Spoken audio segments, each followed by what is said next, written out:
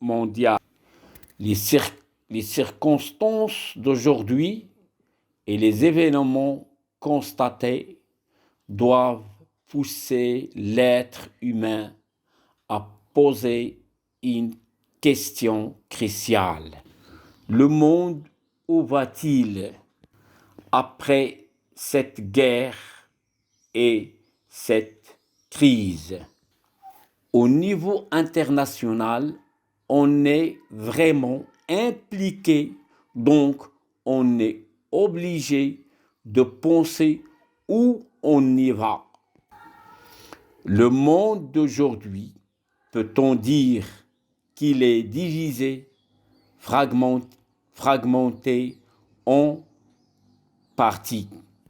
La première partie prend une distance en position d'observateur en gardant le silence, mais oscille sur la vague de la crise.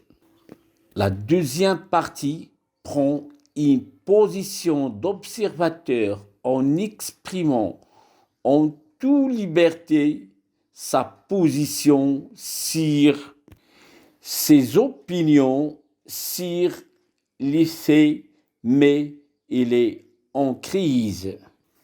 La troisième partie est impliquée directement et franchement dans la demi-guerre mondiale, en pleine crise politique. Pourquoi donc le monde est au sommet d'une situation crise floue claire? Le sort de cette guerre est différent de celui de la guerre mondiale. La situation qui en y découlera, il conduira à une modification presque totale à l'échelle internationale, notamment sur l'ordre mondial.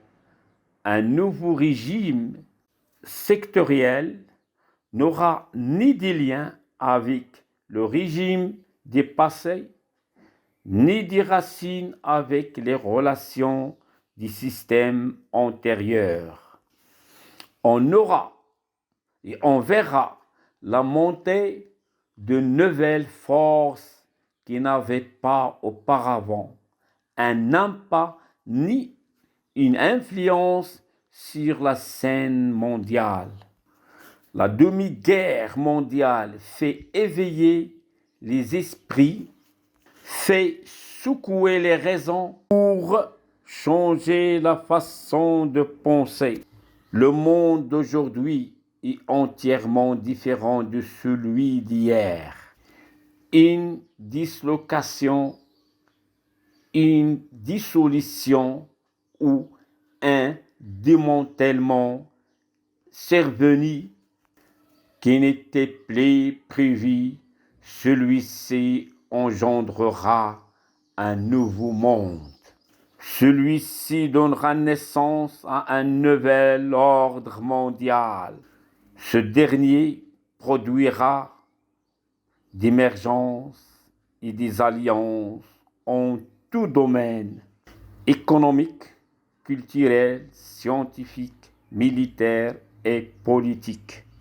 L'émergence de nouvelles alliances dans le domaine de coopération et d'expérience militaire. L'apparition des pays qui se développent en dehors de toute alliance n'est pas s'aligner.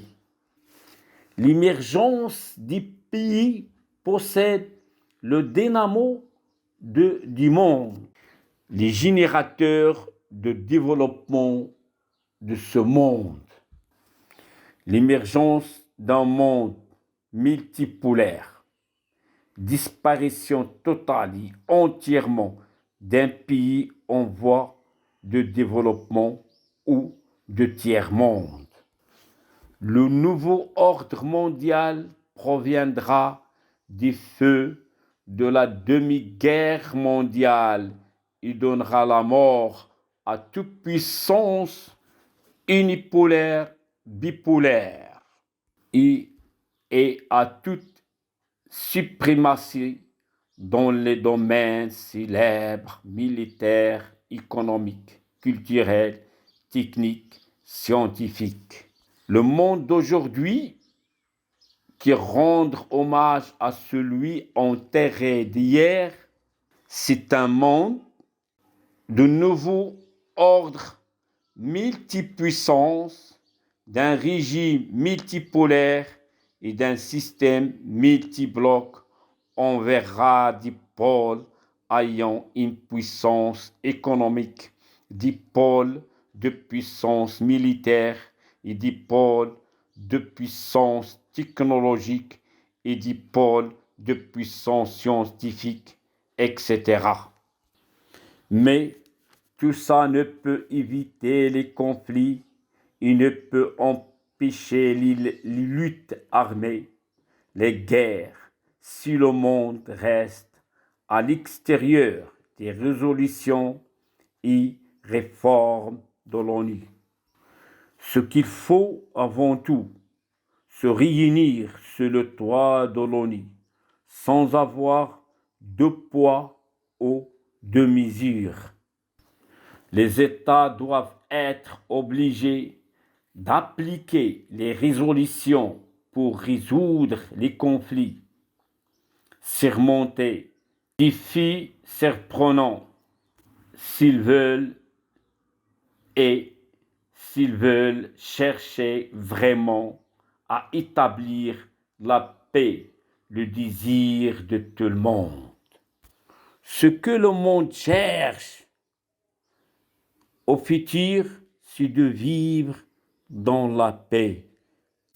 Un monde qui jouit d'une sécurité totale et entière.